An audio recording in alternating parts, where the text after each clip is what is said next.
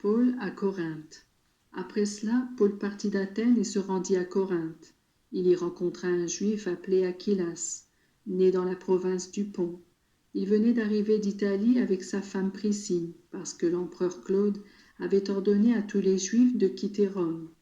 Paul alla les retrouver, et comme il avait le même métier qu'eux, il fabriquait des tentes, il demeura chez eux et ils travaillèrent ensemble. Chaque jour de sabbat, Paul prenait la parole dans la synagogue et cherchait à convaincre aussi bien les Juifs que les Grecs. Quand Silas et Timothée furent arrivés de Macédoine, Paul employa tout son temps à prêcher, en affirmant aux Juifs que Jésus est le Messie. Mais les Juifs s'opposaient à lui et l'insultaient. Alors il secoua contre eux la poussière de ses vêtements et leur dit : « Si vous êtes perdus, ce sera votre propre faute. Je n'en suis pas responsable.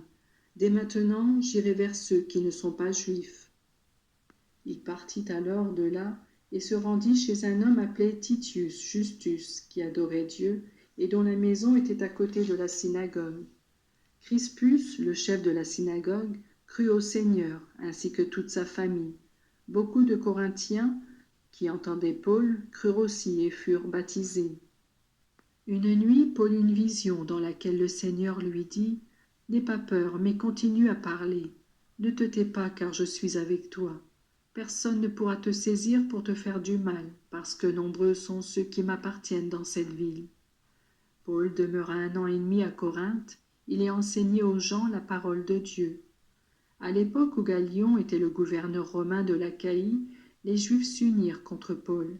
Ils l'emmenèrent devant le tribunal et déclarèrent : « Cet homme cherche à persuader les gens d'adorer Dieu d'une façon contraire à la loi. » Paul allait se mettre à parler quand Gallion dit aux Juifs : « S'il s'agit d'un crime ou d'une faute grave, je prendrai naturellement le temps de vous écouter, vous les Juifs. Mais puisqu'il s'agit de discussions sur des mots, sur des noms ou sur votre propre loi, c'est à vous de vous en occuper. Je refuse d'être juge de telle affaire. » Et il les renvoya du tribunal. Alors tous se saisirent de Sosthène, le chef de la synagogue, et se mirent à le battre devant le tribunal, mais Gallion ne s'en souciait pas. Paul retourna à Antioche. Paul resta encore assez longtemps à Corinthe, puis il quitta les frères et s'embarqua pour la Syrie avec Priscille et Aquilas. Avant de s'embarquer, il s'était fait raser la tête à Sancré, car il avait fait un vœu. Ils arrivèrent à Éphèse, où Paul laissa Priscille et Aquilas. Il se rendit à la synagogue et discuta avec les Juifs.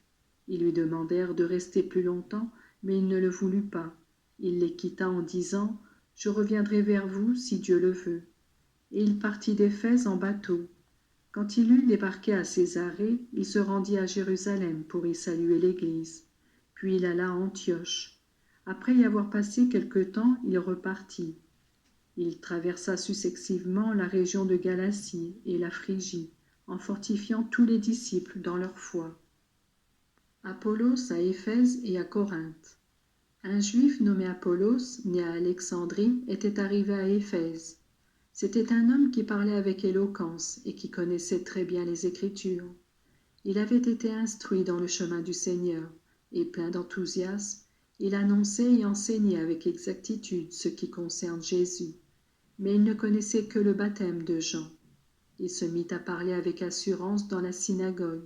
Quand Priscille et Aquilas l'entendirent, ils le prirent avec eux et lui expliquèrent plus exactement le chemin de Dieu.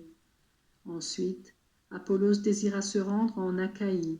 Les frères l'y encouragèrent et écrivirent une lettre aux croyants de cette région pour qu'ils le reçoivent bien.